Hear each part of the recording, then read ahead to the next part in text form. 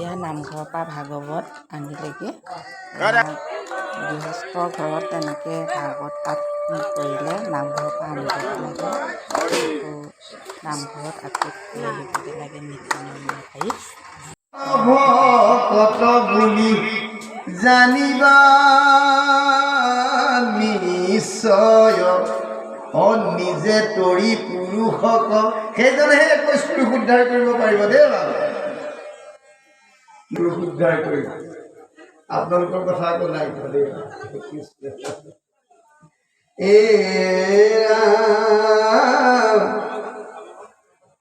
এই কৃষ্ণ পদ তুলসীৰ নলৈলে ঘ্ৰাণ কাৰ হন্ত নিশা সখীটো ভাতিৰ সমান। মৰা মানুহ সেয়া, কাৰণ কুমাৰৰ ভাতিও টান মাৰি দিলে উশাহ লয়। তাৰমানে উশাহ লৈ থাকিলে মানুহ জীয়াই নাথাকে। ৰামায়ণ কোনে লিখিছিল বা? বাল্মীকি। বাল্মীকি কেতিয়া হৈছে? তাৰ আগত এইটো দস্যু আছিল, তেতিয়ালৈকে মৰা আছিলে। সেইকাৰণে বাল্মীকি বনাবৰ কাৰণে দস্যু ৰত্নাকৰক মৰাণ গছ এজোপাৰ তললৈ লৈ যাবলগীয়া আছিল। জানে ই মৰি আছে, সেইকাৰণে প্ৰথমতে তেওঁ মৰাণ গছৰ তললৈ নিছে। গৈ পেলাই কৈছে, ঐ বা এজোপা কিয়? বোলে মৰাণে জীয়া। বোলে মৰা, ঠিক আছে ইয়াতে বহা আৰু মৰাম মৰাম কৈ থাকা। যিদিনাখন মৰামে কুঁহিপাত মেলিব তোমাৰ মুখত ৰাম নাম ফুটিব, যিদিনাখনেই ৰাম নাম ফুটিব সেইদিনাখনেই তুমি পৰিৱৰ্তন হ'ব পাৰিবা। কম সেইজন অজ্ঞ নেকি যিজনে ভকতসকলক পাই সেৱা ধৰা নাই? ই ভকতৰ পদৰেনো নলয়ে যিজন। কি বুলি কৈছে?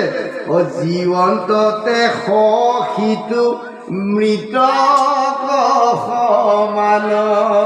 বোলে উশাহ লৈ আছে কিন্তু সেইজন মৰা মানুহ।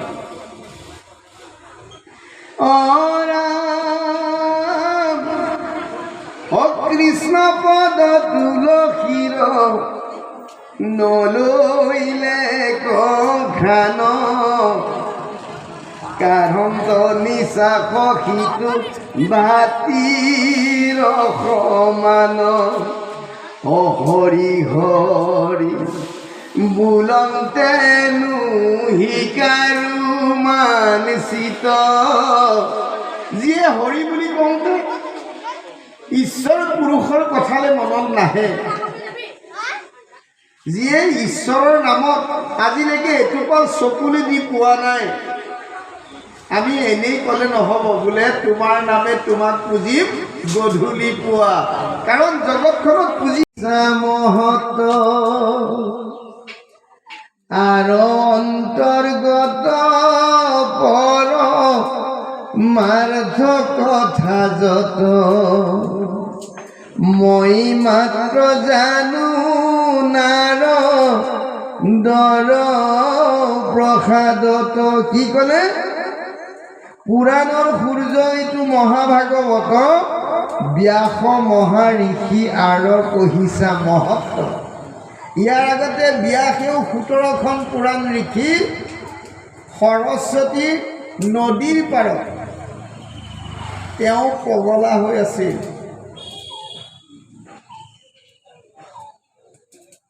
কাৰণ যিমানখিনি লিখিলে শাস্ত্ৰ, 17খন পুৰাণ লিখাৰ পাছত ব্যাসে বেদ টুকুৰা টুকুৰ কৰিলে, তথাপিতো ব্যাসৰ সুখ শান্তি নাছিল।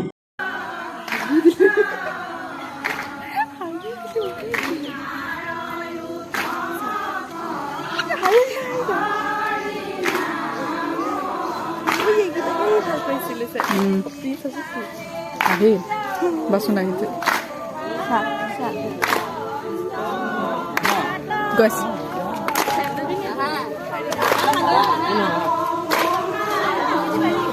পাৰি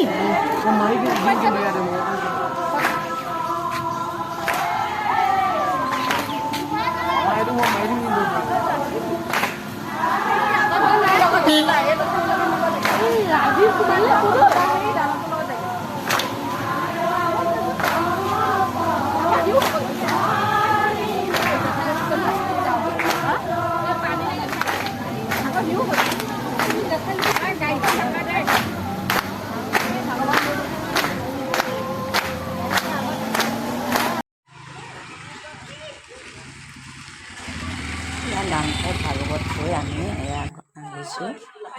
অকণমান আমাৰ নামঘৰ আৰু শংকৰ আমাৰ সন্মুখী আমাৰ গাঁৱৰ দুই ধৰ্মীয় অনুষ্ঠান দুই ভাগ, তাকে